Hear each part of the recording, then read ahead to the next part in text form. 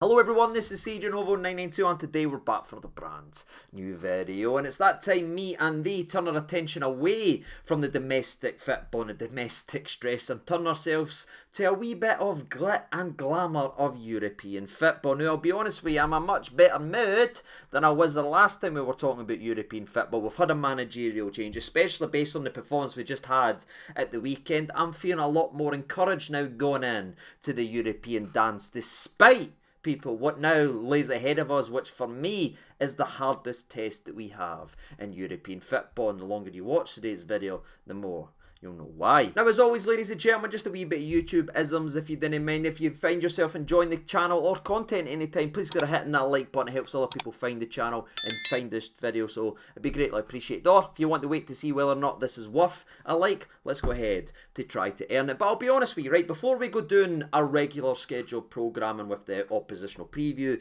and then looking at the Rangers end, which is quite massive today, ladies and gentlemen, there's a big question that I need to ask you later on as well. But speaking of questions, there's been something on my mind, right, because tomorrow's opposition is obviously a familiar foe, a familiar enemy, depending on how deep you really want to dig at that. But for me, there's been something on my mind, right? Before we even touch Sparta, this was your starting 11 last time we played Sparta Prague 2 years ago. Now, looking at our most recent starting 11 under Phil Clement, obviously it won't be the same as that tomorrow, as Barisic is probably going to be missing out. But I just had one question that was sort of niggling at the back of my head that I wanted to ask each and every single person watching today's video. Were we better 2 years ago than we actually are right now? Have we improved as a squad? Very interested to see what the comment section is going to be like. Are we better then, or are we better now? Again, it is a question that I found myself asking and thinking about the progression of this football club, the jumps, where we've been gone. So it'll be interesting to see what you've got to say, or if you didn't want to take part in it, that's completely fine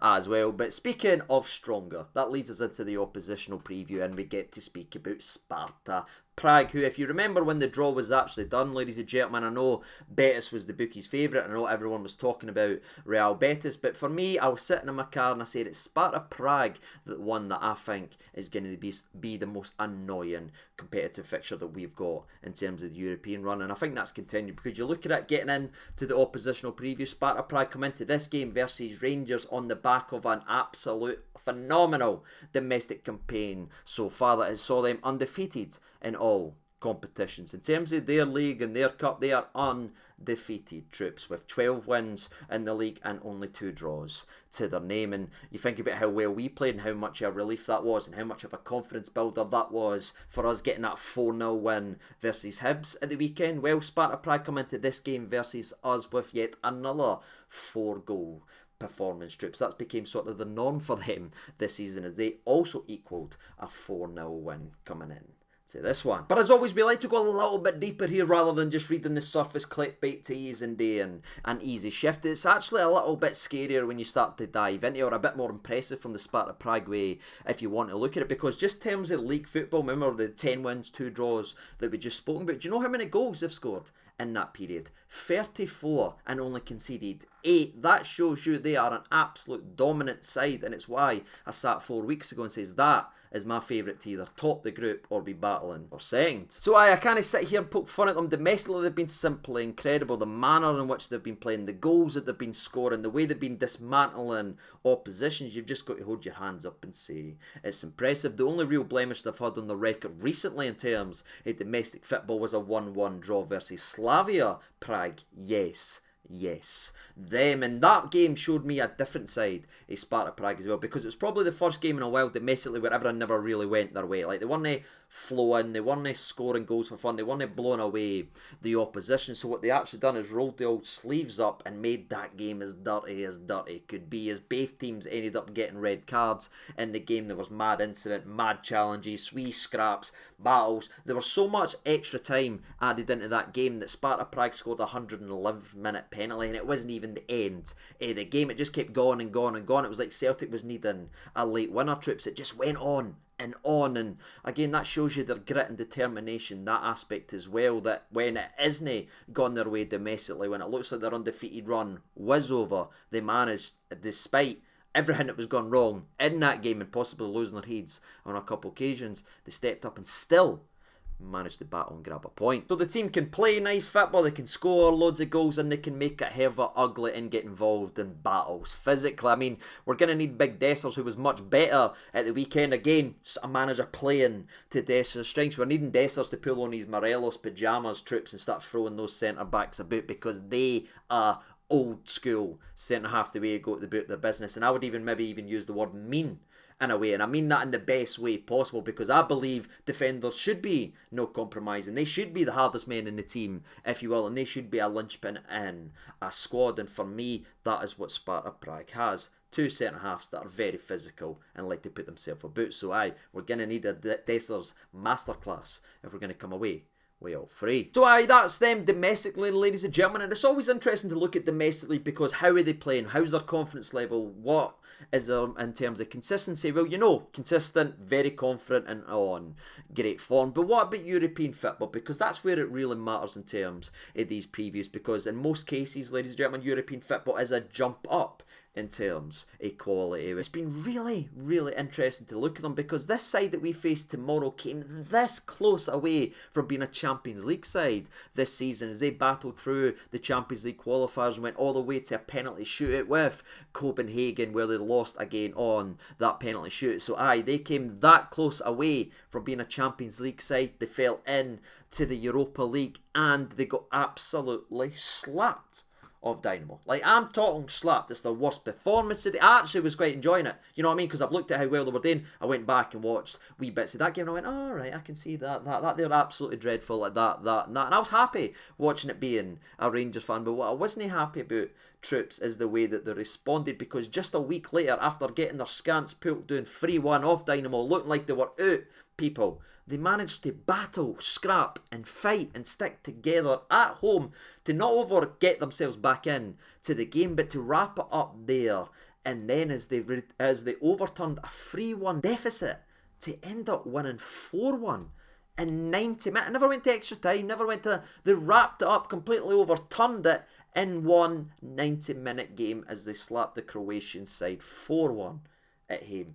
That is what they're capable of, and what they're capable of is goals. But in terms of our group and our level of opposition, to maybe gauge where they are, you might have a wee Google and see they just beat Limassol 3-2, and you might say, well, that's a close game, you know what I mean? Limassol wasn't great against us, we were just absolutely awful and gave them that game. But I think, troops, that's just a bit of wishful thinking, because that game right there was an absolute massacre from Sparta Prague. They were peppering that goal all afternoon. They bullied and battered Limassol all up and down the park. Limassol just took the lead through a penalty kick, then were getting slapped, and then scored a last minute goal as well that made the scoreline a much more respectable than the game actually was. Sparta battered and put Limassol away in that game. Didn't make any mistake on that. However, troops, they did end up losing their next game as they lost versus, again, fellow group favourites in terms of Real Betis, and a tight game that could have went either way. Both teams had chances. Sparta missed a couple clear-cut opportunities that hopefully they've got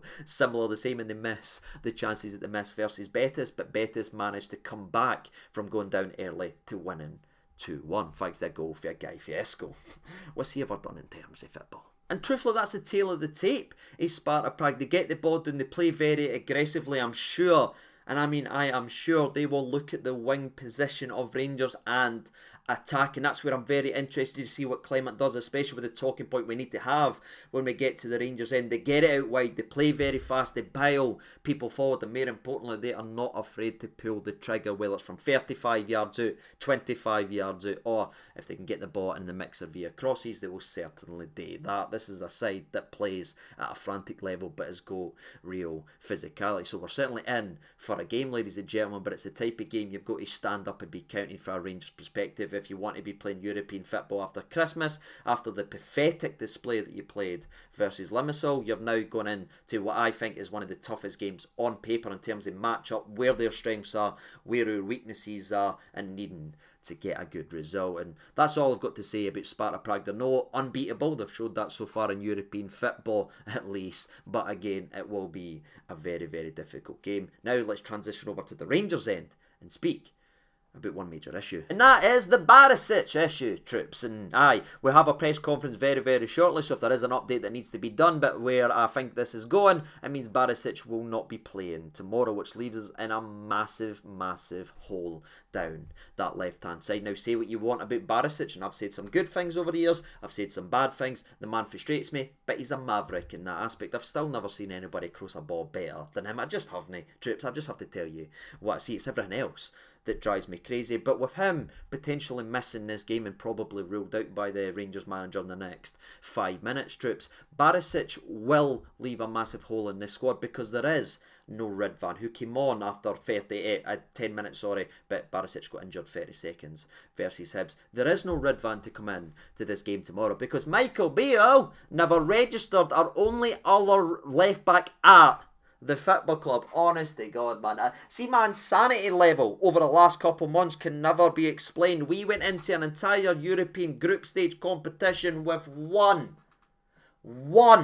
left back registered. 78 strikers when we play only one of them, but one left back who again has been shown to be injury prone himself. Well, you didn't need a seer, troops, to tell you that wasn't going to go well. And just 3 games into the cup competition, European competition I should say, there is now that massive problem, and now there is discussions. Is it Adam Devine? Is it your boy Davies playing at left back, or is it young Sterling going to get dropped into the deep end playing out a position? That's where we sit for what I think is the toughest game that we have in European football without a registered left back on the cards. Again, Adam can play there, he's played there in the past. Sterling can play there, he's played there in the past. And Ben Davies can play there, he's played in the past. But not one of them is a left back. Now, to give you full context to maybe why Beale made the decision he made, we were at a penalty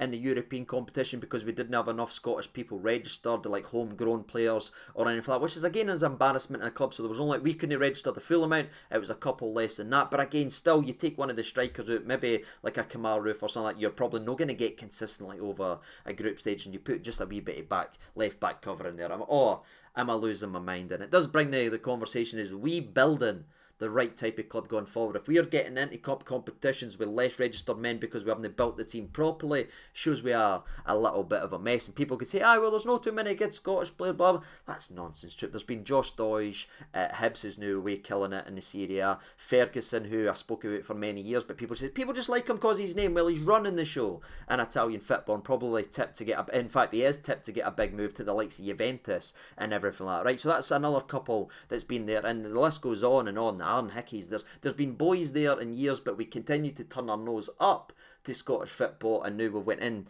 a European Cup competition. We're getting punished for that. That's something that needs to be looked at and identified. Again, we've got young Scottish players, the likes of Alex Lowry could have been registered, but he's been loaned out. Why? I don't know. Michael Beale thinks there is young players, the likes of the Baylor Ices, the Leon Kings, they're all coming up and up and up, and hopefully we'll start bringing up that Scottish quota. Again, some of them are young enough to already be registered, but I'm talking about nailed on starters. I'm talking about good players blooded in to this squad. We need to start looking and identifying these boys, because that's one of the reasons Scott Wright's here. People didn't want to actually hear it, but that's one of the reasons he's here. And it is now a problem if we're getting penalised in a European competition. Hopefully that's Clements can fix, whether that's bringing in again more youth players as they get older, start registering them, or start identifying, maybe taking a risk on someone who's playing well in Scottish football and bringing in there, because we need them if we want to be doing things in European football. But that's my thoughts and opinions on that. There is a massive hole there. Now, who do we start? Is it again Devine? Is it Ben Davies, or is it Sterling? I'm going to leave that one up to you in the comment section. But I wouldn't be surprised if it's Ben Davies, if I'm honest with you, because again, he has played there previously in the past and he is more a senior player, but he isn't exactly the quickest and about the business. And in terms of Sparta Prague and how they go about theirs, we might genuinely need some pace in there. But imagine if Davies will do that. We now have a manager that isn't just structured into one place and he's just going to be piling forward because it's all fullbacks. Again, this is the time that the tinkerer and Clements can start doing what he needs to do, identifying the weaknesses in our squad and making them into strengths. I imagine if it is the likes of Ben Davies starting tomorrow at left back, we will see a much more restricted role down that left hand side and a tweak in the formation, which again is what a manager should do, but we've not had that for about 6 years. But aye, thankfully everyone else is good to go and everyone else has came through happy enough, and again we're building blocks, we're building confidence, we're building real quality or hopeful quality on the part. There's nothing else I really need to break down. We know what's required. Again, I'd love it, I'd just love it if Dessers has, again, we need his physicality, and again we're not going to be punting long balls for him to chase down to channels. Let's get his back against that defender, let's play to his game and try to build up the big laddie to see what he's got, because this is when it'll make and break his Rangers career as well. He's up against two physical centre halves. He's supposed to be a big physical centre forward. Well, we need him the more on. Hey, again, fingers crossed Seema can do what he can do. Great. But that's all I've got to say. There is a massive problem with this Rangers side. We're being penalised and punished for it in terms of our squad building and where we're heading, and where it's left us is an absolute mess in terms of the left back position. Who would you start? What's your thoughts on it? Let me know your opinions down there in the comment section below. And as always, I've been Sage992. Thank you so much for watching. I'm predicting 2-1. I'm meant for it. Again, I feel like it could be a score draw, if I'm honest with you. But I'll go 2-1. European Magic. Thursday football. That'd be nice. But whether it's nice or not, I'll definitely be seeing you tomorrow night. And until then, thank you so much. All the best and bye-bye.